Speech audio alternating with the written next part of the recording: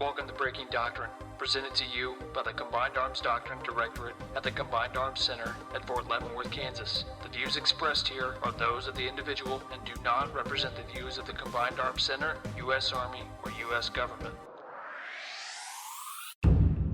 Welcome to Breaking Doctrine, a U.S. Army Combined Arms Center podcast on emerging doctrine and the Army's vision of warfare. Hello, I'm Captain Wyatt Harper, and welcome to another episode of Breaking Doctrine. With the newest version of FM 3.0 operations set to publish this year, we've produced several episodes of Breaking Doctrine that address lessons learned, challenges, and years of conceptual discussion that have supported this revision and the Army's pending shift from unified land operations to multi-domain operations as our operational concept. A former commander of the Training and Doctrine Command, or TRADOC, General Don Starry, once wrote about the relationship between concepts and doctrine. Specifically, how for a concept to be formulated, there ought to be three general reasons or rules for developing a new concept. 1, a recognition of a problem for which no doctrine exists. 2, recognition or assignment of a mission for which no doctrine exists. And 3, new or an improved technology having military application not yet exploited. Those producing and those that are patiently waiting for the new FM 3.0 probably are thinking about Russian new generation warfare right about now. But today we're going back to the late 1970s and early 1980s. The 1973 Yom Kippur War produced a variety of new problems. We'll talk about those today. But at that time, there wasn't any doctrine to address these new challenges, and that brings us to today's topic, the origins and evolution of Army AirLand Battle Doctrine. Joining me today is Lieutenant General retired Leonard D. former commander of the Combined Arms Center, former commandant of the United States Army Command and General Staff College, and the Army's lead for the development of the 1986 version of FM 100-5 operations. He commanded 2nd ACR while under 7th Corps and led them during Operation Desert Shield and Desert Storm, playing a vital role in that operation, which resulted in the unit earning the Valorous Unit Award. He went on to command 3rd ID, and he supported UN peacekeeping operations in Croatia and Macedonia, and even conducted the first training missions with the armies of both Russia and Ukraine. We're also joined by Mr. Jim Benn, Deputy Director of the Combined Arms Doctrine Directorate, or CAD. Mr. Benn served for 25 years as an aviation officer in the Army. He served as a platoon leader, battery commander, operations officer, company commander, director of logistics, and deputy brigade commander throughout his tours in Germany and South Korea. He also served as an aviation officer under 7th Corps during Operation Desert Storm. Finally, rounding out our discussion panel is Dr. Mark Gerges, the deputy director of the Department of Military History at the Army University. Dr. Gerges, also Lieutenant Colonel retired Gerges, served as an armor officer throughout his career, serving in armor and headquarters units in Europe and in the Middle East, specifically as a tank company commander during Operation Desert Storm, while in the 1st Armored Division, also under 7th Corps. So today we're going to discuss the history and evolution of operational level doctrine, specifically the introduction of AirLand Battle as the Army's operational concept. As we often do, we'll start off with the actual Army doctrine, and to do that, I'll turn to Mr. Benn. Sir, what is an operational concept? Yes, thank you. We have most recently defined the Army's operational concept as the fundamental statement that frames how the Army, operating as part of the joint force, conducts operation. Now, that phrase, operating as part of the joint force, is a relatively recent addition to our definition of operational concept. But basically, the operational concept is the Army's philosophy on how it conducts operations. Now, sir, can you define AirLand Battle? The AirLand Battle Doctrine takes a non-linear view of battle. It enlarges the battlefield area, stressing air and ground operations throughout the theater. It distinguishes the operational level of war involving the conduct of campaigns and large unit actions down to the tactical level. AirLand Battle recognized the non-quantifiable elements of combat power, especially maneuver, which is as important as firepower. It acknowledges the importance of nuclear and chemical weapons and electronic warfare. Today we tend to treat those things as new ideas, but they actually were prominent features of our AirLand Battle Doctrine. Okay, most important, the AirLand Battle Doctrine emphasized that well-trained, highly motivated soldiers and skillful and effective leaders were critical to success in battle. General Holder, do you have something, sir? Yeah, that's the essence of it. That's well put. Really, the change from active defense to AirLand Battle started with the 1982 version of FM 100-5. That's where the term AirLand Battle was introduced, and all the factors that Jim mentioned were included in that manual as well. The 82 version superseded a 1976 publication of 100-5, which has come down to us as active defense, and which took a lot of the standard emphases off of things like maneuver, the moral element of war, and certainly the operation of the offensive.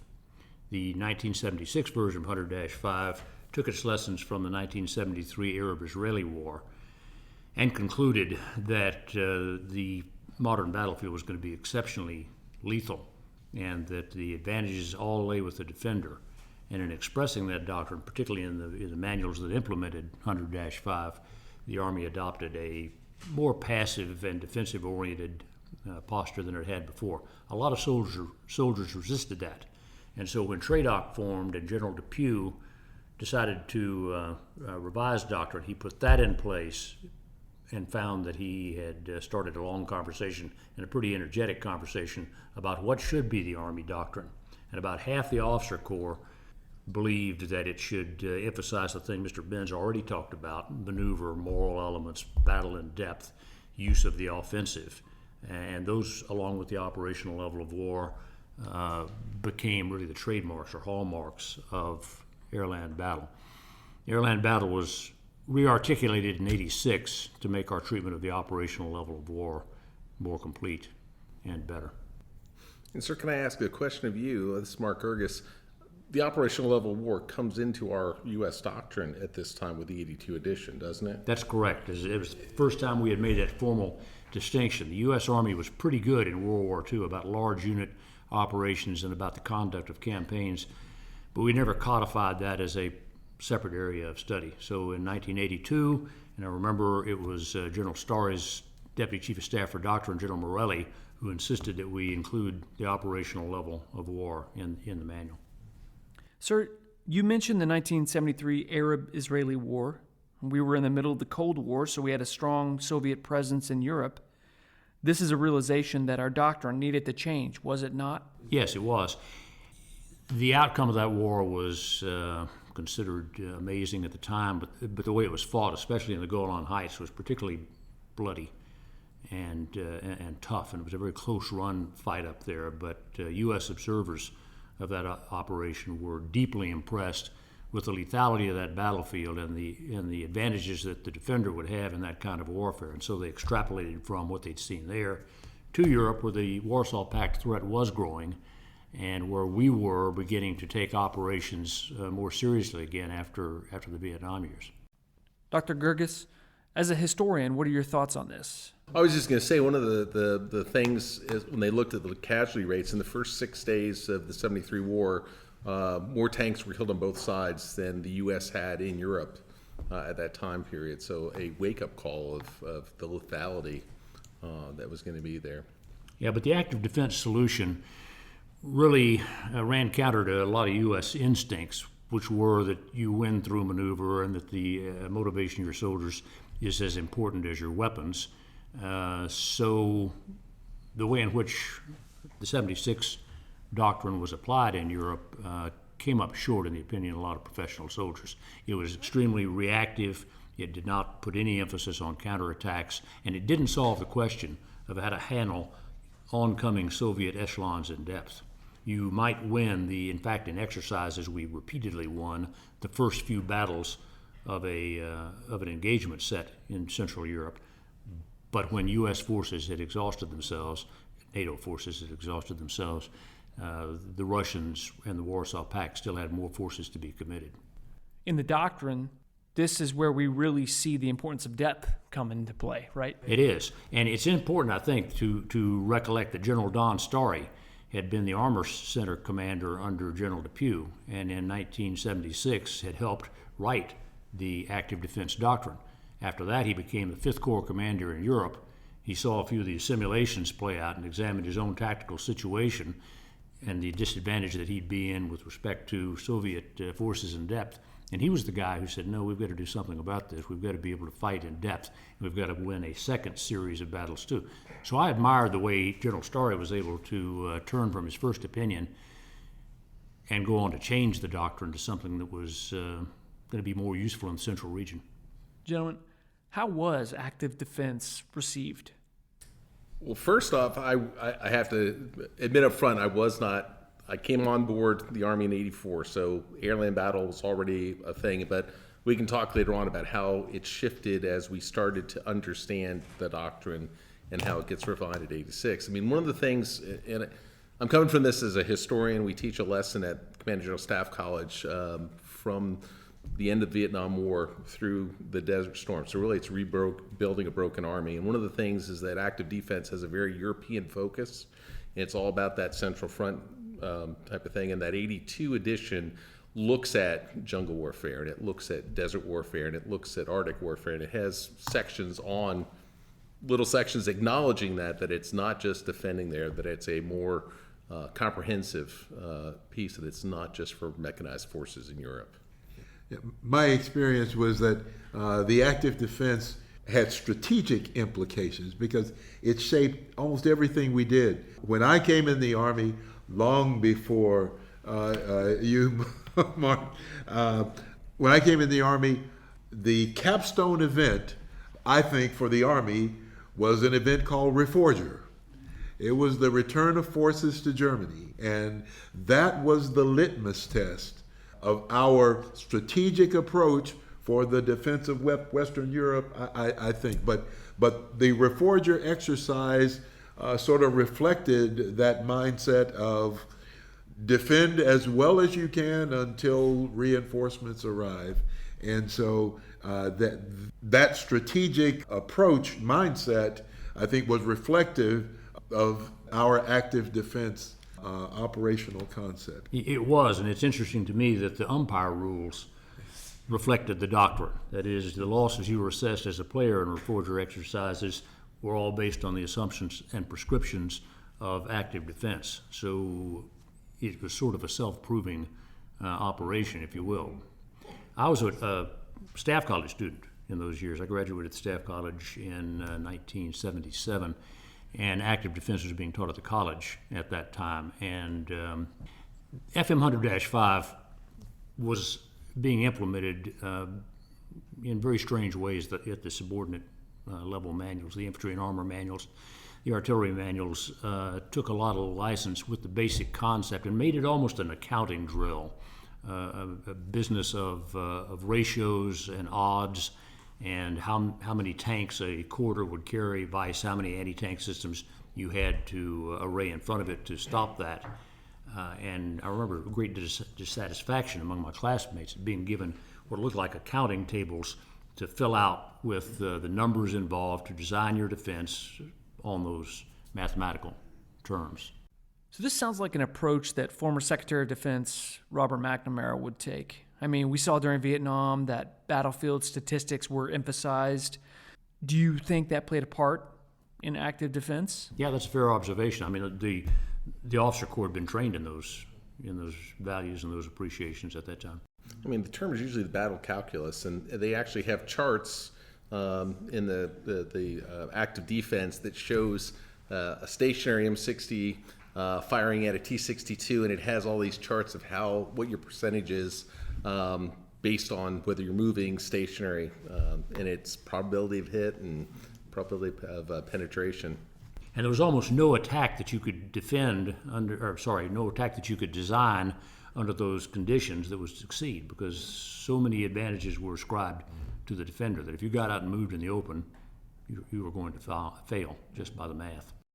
Sir, can you talk about the perceived elimination of the tactical reserve? Was that a point of debate back then? It was. The doctrine taught that commanders should hold very small reserves, that they should thicken their defenses where the attack was most likely, and they should move uncommitted forces and flanking forces to the nose of the attack to establish more favorable ratios.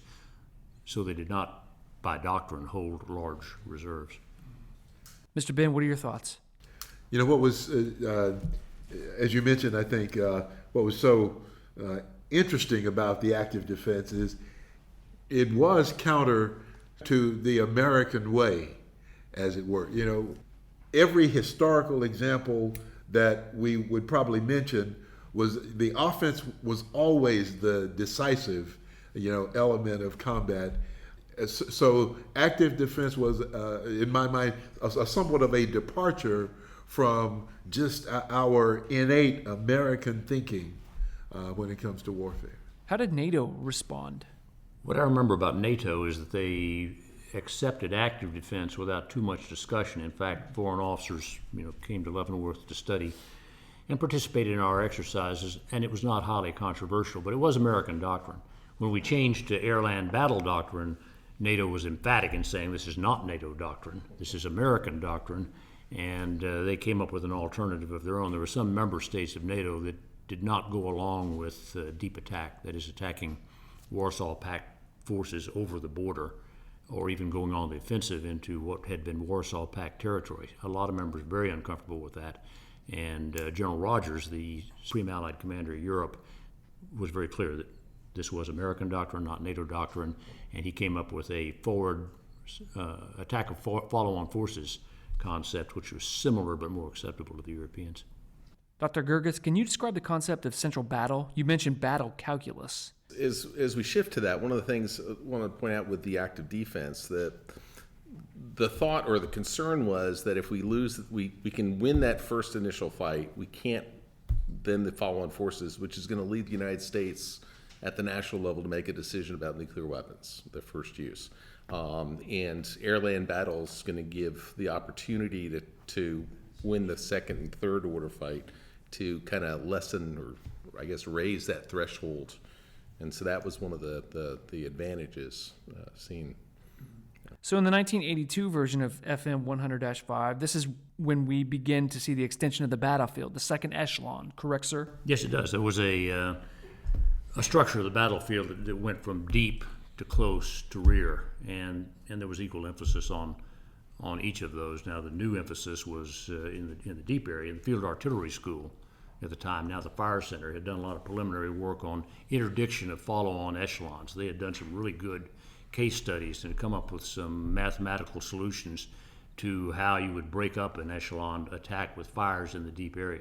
That was the novelty, but the main battle area was of equal importance. And I will say that in the main battle area, AirLand Battle went back to some familiar touchstones that the Army had in the past, and brought things back like big counterattacks that active defense had removed from consideration. Similarly, we put a lot of emphasis on the rear area. It's interesting, when my first assignment in USER, the first time I went to Hohenfels, one of the first operations we did was break out from encirclement. So the battalion went out into the middle of the box. Basically, we had a perimeter and had to figure out how to break out from encirclement. After the 86 edition, going back there as a captain, the exercise, normally at some point you would have to do a road march around Hohenfels 4 or 5 times, a hot refuel, and then do a hasty attack from the march. And so that more offensive type of scenario was being embedded into it, and the thought process. Circling back to General Holder's comment about the battlefield framework, one of our, and I don't want to jump ahead, but one of our biggest challenges today with our operational framework, the goodness of what was in AirLand Battle was there was a designated, in our doctrine, there was a designated command and control headquarters for each of those areas. The Corps Artillery or DIVARTY headquarters was responsible for the deep. The whoever was assigned the area of operations would be responsible for the close.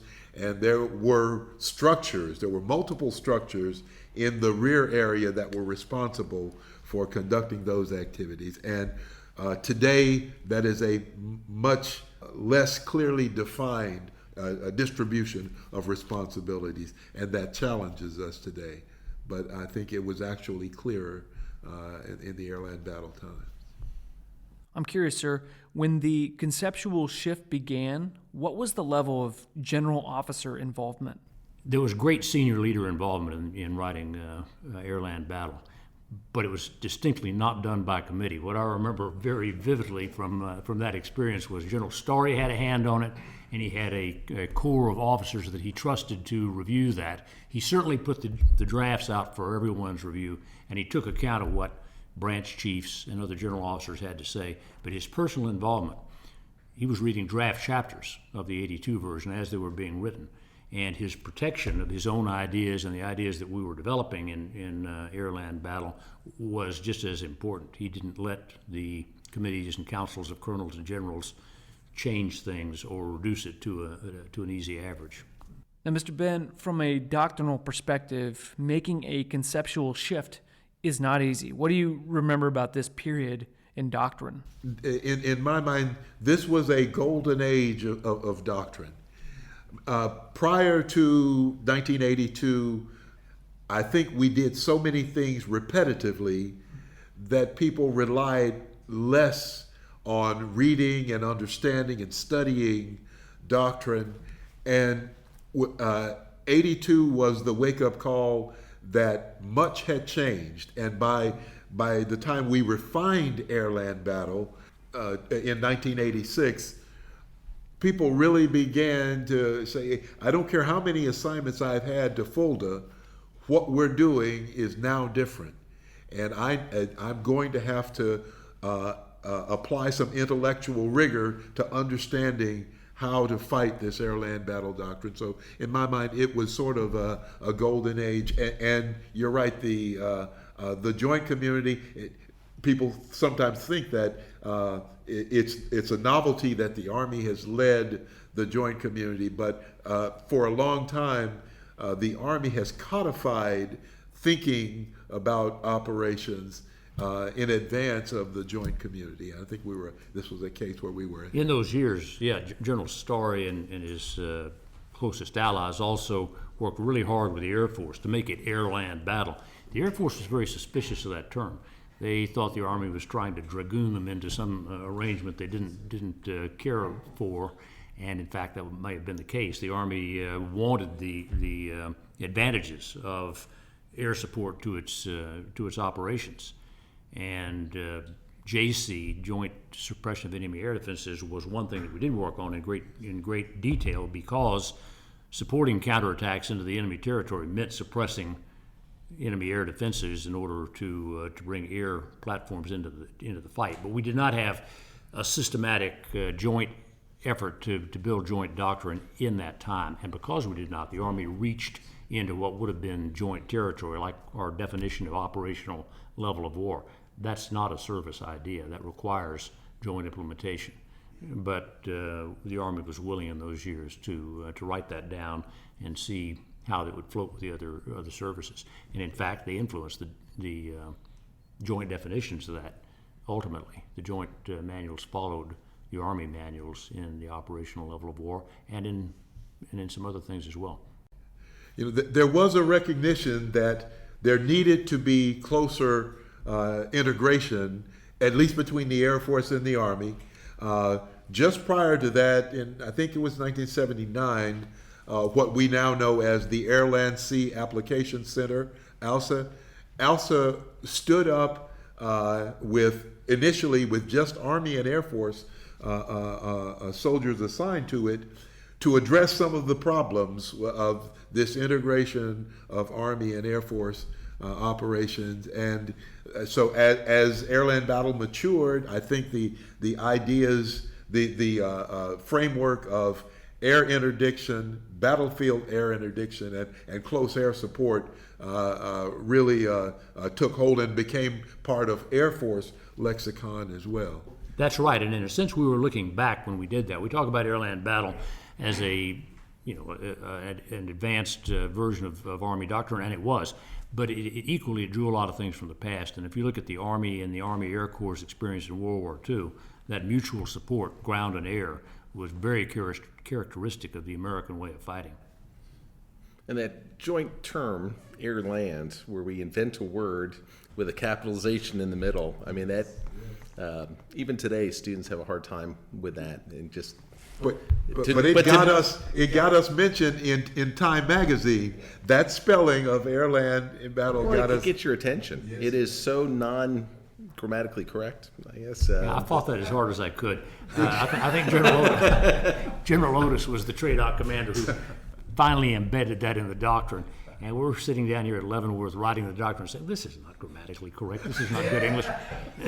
And so we got the word from TRADOC that, yeah, but you're going to use it. You're going to put it in the manual. So we amended the draft. I think we had it in the draft 5 times, 6 times, and Fort Monroe came back and said, you don't understand. This is going to be used throughout the manual. And it was. Now, sir, AirLand Battle was a threat-based concept. Can you describe that threat we faced?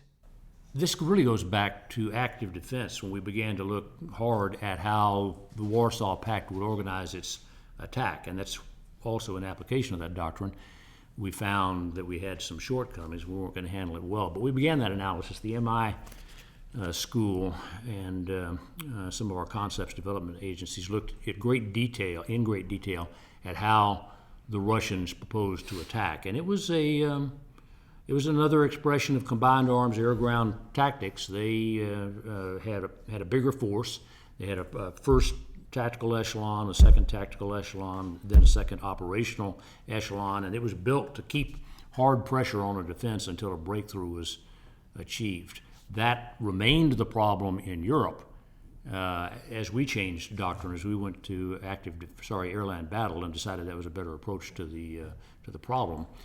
But AirLand Battle, as Mark has said, did not exclusively concern itself with defense in Europe. That was the major case. But it was doctrine for other theaters and also for offensive operations as well as defense. Certainly it took account of Soviet echelonment. And in later encounters with the Warsaw Pact veterans, I learned that they were absolutely rigorous about that. Our appreciation was correct in how they were going to go about their attack in echelon.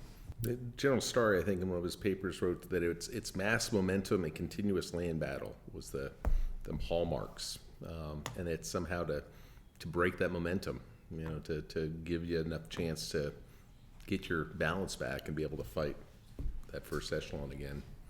And our offensive doctrine is not that different in its objectives, but of course we have to do it very differently because we don't have the same mass that the Warsaw Pact did. What I found interesting, and I was looking at General Starry's press on as getting ready for this, and he's talking about, and going back to those lessons of the 73 war, things like going from a 5-tank platoon down to either a 4 or 3-tank platoon based on the Israeli lessons and conversations with the West Germans, because they said a lieutenant just couldn't control that many forces in the high-intensity type of battle. And then, of course, in the early 1980s, we start changing the organizations to be able to execute the doctrine better, to break up the 17-tank tank companies down to 4 tank companies instead of 3, having a company you could basically have reserve.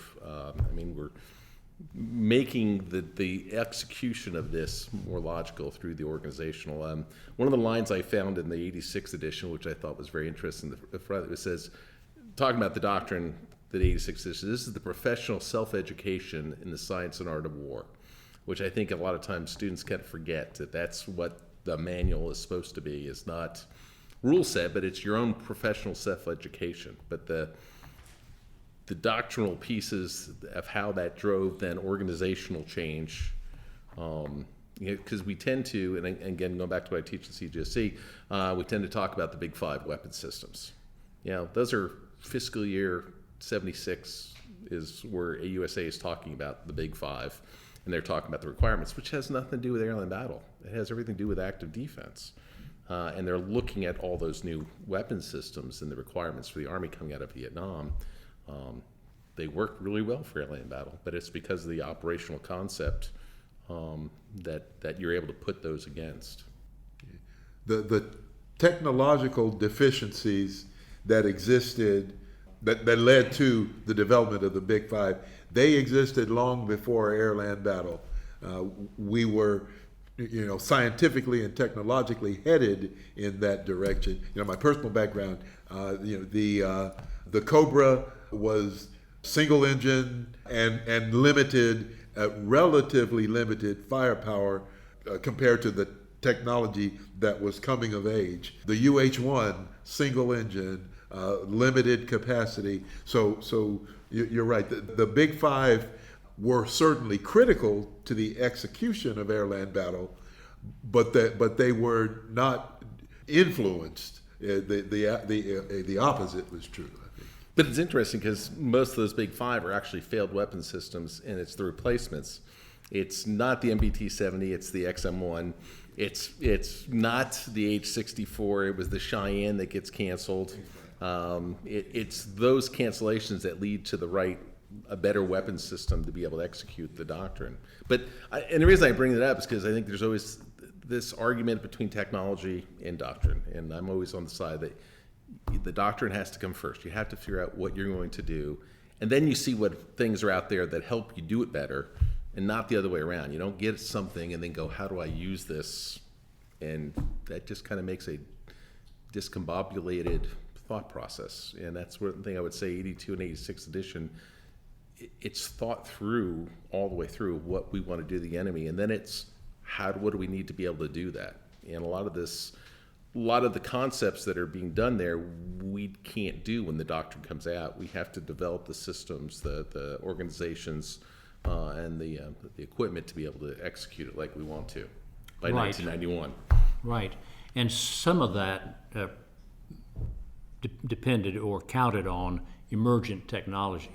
The standoff target acquisition system of the time was a brand new thing. This was a platform that was going to allow us to see the enemy in depth, and we were coming up with strike systems, rockets and missiles, that would also be much more effective in greater depth. Those were not available to the Army at the time AirLand Battle doctrine was written, but the doctrine writers took into account the fact that they were coming, and that concept helped the Army decide how to employ those things.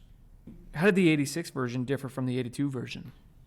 The 86 version was specifically written to better elaborate our discussion of operational level of war. Operational level of war had been forced into the 82 manual very late by the Deputy Chief of Staff of Doctrine at TRADOC. We who were writing the manual didn't want to put it in. We had a lot of new ideas that were going to go to the field.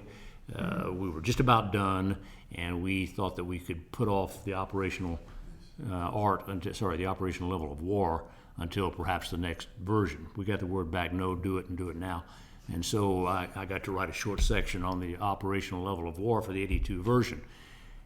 That drew some criticism because it tended to equate the operational level of war with large unit operations, which is not an exact fit. So Huba Vastasega, when he was running the School of Advanced Military Studies, convinced the TRADOC commander that we should break the usual cycle of rewrites and rewrite AirLand Battle more quickly than we had in the past.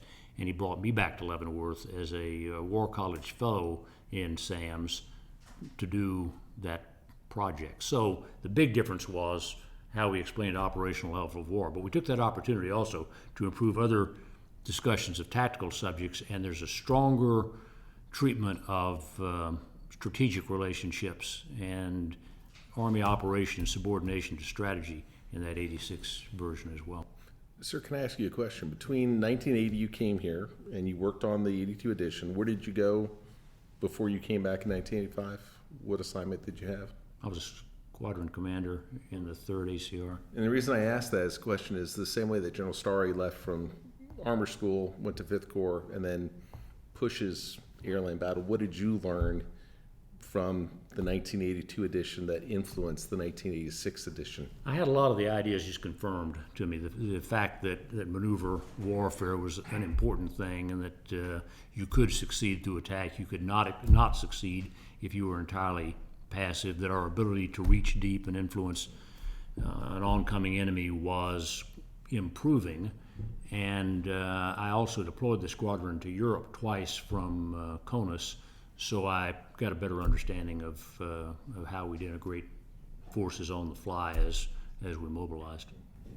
You know, lurking in the background of all of this was our experience in Grenada, leading to the Goldwater-Nichols Act and all of the changes that brought, our mandate to follow joint doctrine. So while the 86 version of 100-5 was under development, all of these things, I think, maybe not have been conscious influences, but they certainly, I think, factored into some of the thinking. Would that be fair to say? Yes, absolutely. I do have one other question for you, sir, about the 82 edition to the 86 edition. 82 edition, the chapter on offense has the example of Grant at Vicksburg. Right. Defense has Hindenburg, Ludendorff at Danburg. Yeah. Those historical examples, the cultural literacy, if you will, of the officer corps. The 86 edition has much more history embedded into it throughout there. What was the driving factor? What was the Army trying to do? You know, I think we just saw the opportunity to use history as case, you know, to illustrate our points a little bit better. I worked on both of those manuals, and I was the guy who put those two big examples in the 82 version. But I'd come from the history department at West Point as an earlier assignment, so I think we just got better at expression and a little more willing to use historical examples as illustration. I mean, I think as a shorthand of understanding what you're trying to show, having that historical example was it's a good shorthand, as you say, and there's pitfalls too, because you can't dig in depth without discovering some discrepancies and things. But you know, history is the case law for the military. It's what people have actually done and how you know that certain things are possible. Sir, tough question. Were there any shortcomings in the 1986 version? No, of course not. You know, the 86 version, as Jim was saying, it was published just as Goldwater-Nichols was coming into effect. So it captured joint operations as best it could for the time. But actually, it was a pretty good manual. You know, I wound up leading a formation in Desert Storm, and we used the offensive doctrine of AirLand Battle. The whole Army had been trained in the offensive doctrine of AirLand Battle at that time. So, you know, all doctrine is an approach. It's the business, as Michael Howard said, of not being too far wrong. A peacetime Army has got to be in the vicinity of what's right when it starts fighting. And the 86 version, I believe, was a fair approximation of what combat was going to be like. Just Cause demonstrated that as much as Desert Storm. Sir, as we write doctrine today, we get a lot of input, as we should, from around the force. There's dialogue, there's debate, and sometimes during that process, a narrative or a false narrative about the doctrine begins to appear. Did you ever run into that problem? Yeah. And AirLand Battle was not so bad because it was well written. We had an editor on the team, but active defense fell victim to that a whole lot. That's how we got to the calculus of battle, I think, and the whole business about you do your counting of systems on the field. Yeah, once you know, the wrong thing gets said. AirLand Battle had that problem with center of gravity. Another great Clausewitzian term that we should have not put that in the manual because it just distracted people for years. It does. Now you hear platoon leaders say about their center of gravity, and it's like, the center of gravity is the machine. I have to always kind of go back to, because they just translated the 1796 campaign of the history Clausewitz did, where he first starts talking about that, where a single center of gravity in a theater, that's it. No, that's not joint doctrine, but it's what Clausewitz, when he came out there, a single center of gravity develops in the theater. Well, the AirLand Battle doctrine did draw a lot from Clausewitz because that translation was new in the field, and a lot of guys had read it. But there's also Jomini in there, and there's Ardent de Pique because of General Cavazos, and even a little bit of Mao. What do we get wrong with center of gravity? We have multiple centers of gravity. If you go back to Clausewitz, Clausewitz is a historian. He's looking at history, coming up with theory based on it. He says in a theater you have one. Central hub. Central hub of all power, which if you think about it, we then want to do a Jominian thing and attack it, which means you're attacking the strength, which is not what our doctrine says. We're supposed to attack the weakness, but you can work your way through there. And what has ended up happening is, and I think part of it is, everybody wants to have their own center of gravity, so at every level of command they talk about it. And if there's only one, every action should work towards it. The Desert Storm example, the Republican Guard, is that everything else going on in theater is getting you to destroying the Republican Guards. So if it's not supporting that, it's not supporting the center of gravity. But we tend to hear a lot of people come through with all these different levels, and I don't know if it's a low intensity type of thing where each company commander wants to have his own center of gravity in this province or whatever. But I think it's a trait. Yesterday we spoke to the COG and the DCOG from JRTC. They were here, and their comment on the draft FM30 is that we don't explain enough what the battalion commander, company commander, and platoon leader contribution to multi-domain operations is going to be. That was their observation, and so we're struggling with it down there at JRTC because we do brigades, and they said brigades are never going to do offensive cyber operations.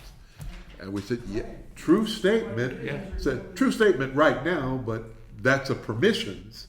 That's a result of current permissions. And it'll influence your environment, whether you're running it or not. Exactly. Yes, exactly. That's what we tried to say. If you're not doing offensive cyber ops, you have to know what's happening in the cyberspace if you're going to not be victimized by it. But so yes. But everyone wants to know, down to team leader, where do I fit in? What's my contribution to? But FM3 is the capstone, and those implementing manuals are important. We found it useful in the first time we did AirLand Battle to put an annex at the back of the book that said, here's what division, brigade, battalion, company do. That's what they do. But that's not to say that this manual tells you how to run a company. That's just how they function in the Army's combat. Sir, on the advertising, if you will, or the rollout of the new doctrine, because what I remember as a young officer, articles in Military Review, Armor Magazine, all that stuff. How was that managed? How was that? It was managed deliberately by General Richardson here at Leavenworth. Straight Out Commander got involved in it too. He published. So there was a deliberate effort to explain what was coming, and we did it in '82. There was an article, I wrote a whole bunch of articles, and so did Huba, explaining aspects of it, and General Richardson signed one of those on the extended battle, and Clyde Tate, who was the head of the Department of Tactics, signed one with me on defense. So we wrote a bunch of articles, and then General Story thought it important to put that team in the field to go around and explain to everybody what we meant by deep attack. Because I just found, and again, it goes back to working on my book right now, because Tank Battalion 1987-88 did not understand the doctrine very well. Right. Went out to Hohenfels, did not do well. And then the S3 got him Kevin Campbell, large number of LPDs, sand tables, OPDs, all that stuff to understand the doctrine. And teaching what though? Brigade operations or? No, mostly battalion okay, stuff, but trying to understand, and it was really a change of focus and the missions, much more of the offensive type, hasty attack, movement of contacts, those type of things. And by the time of 90, going to Hohenfels, the battalion performed much, much better. But it was that forcing function that the Capstone Doctrine kind of said, here's the things you're going to do there. What are those metal tasks that have to support it? And that's the education piece then. Yeah, and then the maneuver center and the fire center and all those guys implement or put the stuff in there. But yeah, that's the proper. But I think until then, and it goes back to your comment about the CTCs, Jim, and the wake-up calls of that, of sitting there, with all your lights blinking, going, oh, crap. that was painful. Yes. I remember sitting at the NTC one time. I was a first lieutenant with the TOC hidden up a little waddy and just watching like 180 vehicles drive by us, going, oh crap, I hope they don't turn. I remember being out there when I was a Division G3 and the battalion. You remember Afghanistan, what they called Afghanistan, that highland there in the center of the training area. Anyway, the battalion put together a pretty good defense. The brigade put together a pretty good defense. The op forward slipped south and were taking a chance. They ran up a defile to turn the flank of that brigade. And the brigade commander, the scouts picked it up, and they just poured the cast onto that op forward column. And the exercise control guy says, yeah, that didn't happen. We're teaching Army units to fight, so we're not going to let them win this fight with air. God damn, that's exactly wrong. Absolutely. Oh my goodness. So how you train, matters too. So I have to confess, I was introduced to AirLand Battle Doctrine, or the AirLand Battle concept, in a 1982 version of Soldiers Magazine. And in that magazine, sadly, the cover was astronaut Bob Stewart, who had just taken, first Army astronaut, taken his walk with his backpack, with his Buck Rogers backpack, and but we got second. We got second billing with the AirLand Battle Doctrine. But I remember that version of Soldiers Magazine, and that went everywhere. Everybody got Soldiers Magazine. Exactly, Yeah. exactly. We've touched on it a little bit, so now I think we should get into the real-world application of doctrine, specifically Operation Desert Shield and Desert Storm. Mr. Benn, what are your thoughts? Well, that was the graduation exercise, I think, for AirLand Battle. It validated not just the doctrine, but our training philosophy, unit commanders. Because I was in the Corps headquarters, I can't tell you how many unit commanders would come through the Corps headquarters saying that our training at the NTC was tougher than this. Yes, sir. That's a great point, because American doctrine is not prescriptive. It's never been prescriptive. It doesn't tell commanders what to do, but establishes a baseline, and it did that. We had the same vocabulary, we had the same catalog of ideas, and we had similar training across the force, whether you were CONUS or Europe. And that all goes back to General Depew's institution of TRADOC, where he moved on all of those axes at once: force development, equipment development, training. He had a genius in his training development program, General Paul Gorman, and that was the basis of all that. Continued from active defense through AirLand Battle, and made us much stronger. Yeah, I was just going to say, my experience at Desert Storm, I was a company commander in 1st Armored Division, and on the 27th, fighting at Medina Ridge, and it was fascinating to watch, really kind of AirLand Battle and operation, because we have the direct fight going on. We had Apaches sitting over the top of our tanks firing, while at the same time artillery is going deep, while at the same time F-16s are saying there's another brigade back here, and they're hitting these vehicles in a wadi. And so this attacking in this depth, as we're going in and, as a company commander, listening to all this and understanding, okay, I'm fighting this fight here, but tomorrow this other brigade's here and it's being hit by somebody else and attrited. And it was kind of an interesting unifying piece to understand what we were doing, and everything was working towards that same goal.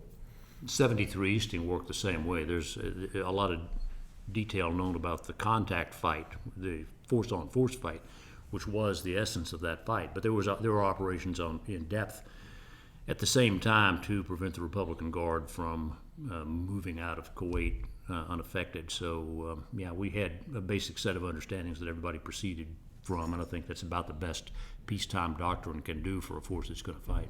The startling thing for me coming out of Desert Storm was how Air Force, how air power, the availability of air power was the real startling thing for me.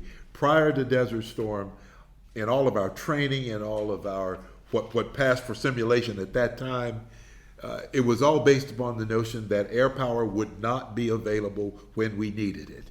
That there's a decision, the doctrinal decision on how much air power is committed to air interdiction, battlefield air interdiction, and close air support. That apportionment decision, we said, would always leave the Army out in the cold when it came to the availability of airframes for close air support. So in our training, we never counted on the Air Force to be there. And yet in Desert Storm, what we found for the first time, at least in my professional life, what we saw was there were airframes circling overhead looking for targets.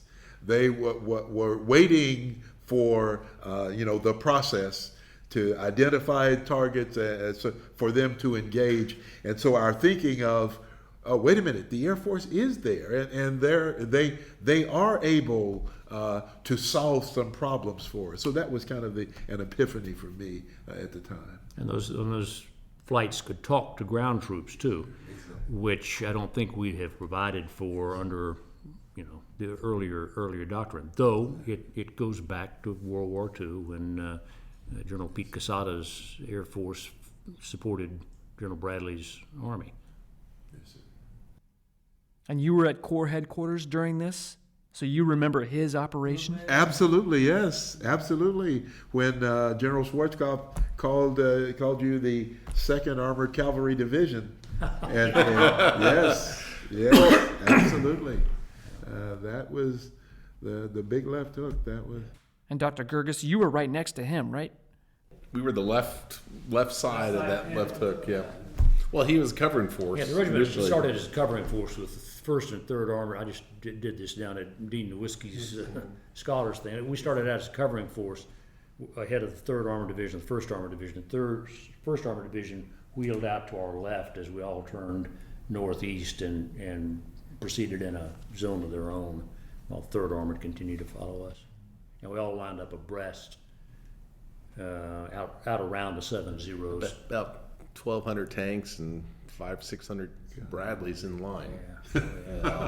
Powerful stuff, man. It would have been amazing if you could have looked from the air, because it would have been looking left and right. You would have seen 1,200 vehicles. And that's what General Franks was trying to obtain. He wanted to make the fist of the Corps and strike the Republican Guard with a concentrated force of 4 divisions.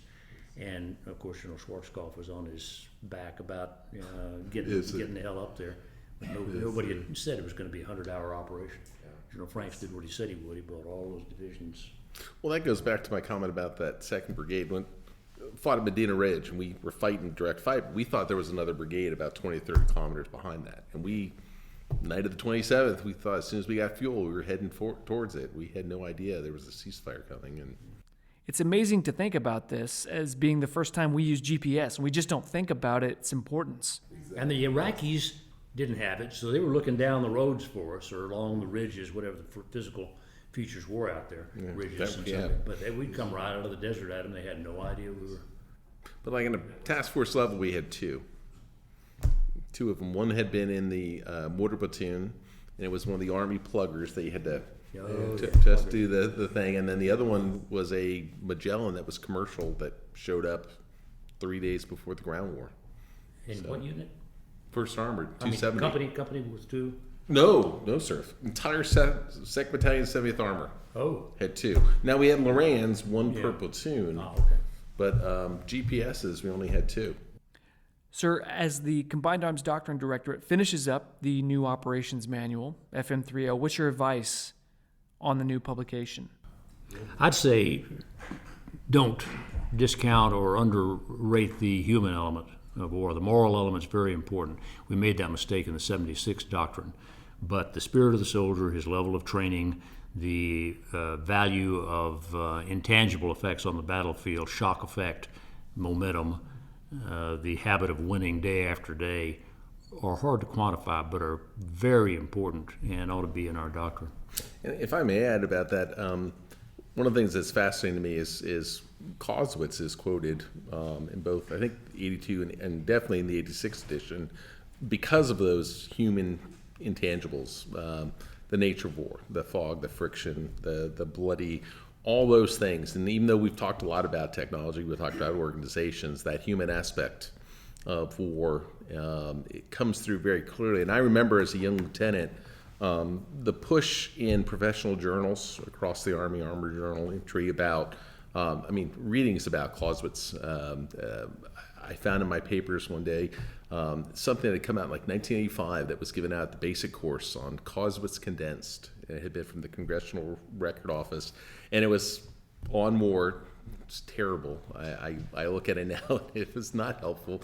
But it was the attempt to get officers, and using, again, this self-education piece, to understand that despite all the tools and that stuff, it's a human aspect. It's going to be confusing. It's going to be bloody. And to prepare that way during peacetime. We added to our discussion of multi-domain operations, we added the dimensions, the human, information, and physical. And a couple of things that Mr. Creed has begun to say is that there are only two impacts out of operations, and they're either cognitive or physical, or all results are either cognitive or physical. And so we hope that adding that human, information, and physical dimensions to our our understanding of the operational environment, we hope that message comes through. But my biggest fear about the new FM30 is that there is much of it that is nuanced, and it takes more than a casual read it will take more than a casual read to understand and appreciate it, and that's, I think, going to challenge the force. The way I express it is that operations in multiple domains is not multi-domain operations. And as nuanced as that statement is, we hear a lot, if AirLand Battle wasn't multi-domain operations, what is it? Well, what was it? And so there is a difference in what we envision multi-domain operations to be. And I have to use that word envision because we haven't done it yet. But what we envision it to be is an evolution of the AirLand Battle doctrine. And I hope that we won't get it right the first time, but just like the difference between 1982 and 1986, perhaps the next version of FM30 will get it closer to right. Well, gentlemen, I think that wraps it up. But is there anything else that you would like to add, sir? Let me add a couple of footnote points. You may not want to put this directly, but for your consideration, also important in our new doctrine is a clear expression of the concept of operation. You've got to have a very clear, short presentation of what's the central idea of the Army operational concept. It was the one thing that AirLand Battle did pretty well in both editions, I think, when it stated that the purpose of all operations is to throw the enemy off balance with a powerful blow from an unexpected direction and follow up to prevent his recovery. That's simple, it's coherent, and everybody can line up on it whether you're attacking or defending. Secondly, the implementation of the doctrine by supporting manuals or supplementary manuals is important too. Those have got to pick up the main ideas and express them accurately. That was a big problem for active defense. Active defense itself did the things that we discussed, but the calculus of battle and all the numerology and addition and subtraction was really put in by implementing manuals, not by the capstone manuals itself. So how it's implemented in the subordinate manual. I think what you do is really important. I mean, we've got the proof, multiple wars, how the Army visualizes the next fight is important. Our picture of what the challenge is determines how we're going to organize, train, recruit our leaders, assign them, all of that stuff, and motivate our soldiers. On that note, I think we'll wrap things up. Thank you for joining me today. I'd also like to thank our listeners and note that the views and opinions expressed in this podcast don't necessarily reflect the official position of the United States Army, the U.S. Army Training and Doctrine Command, or the Combined Arms Center. I'm Captain Wyatt Harper, and this is Breaking Doctrine.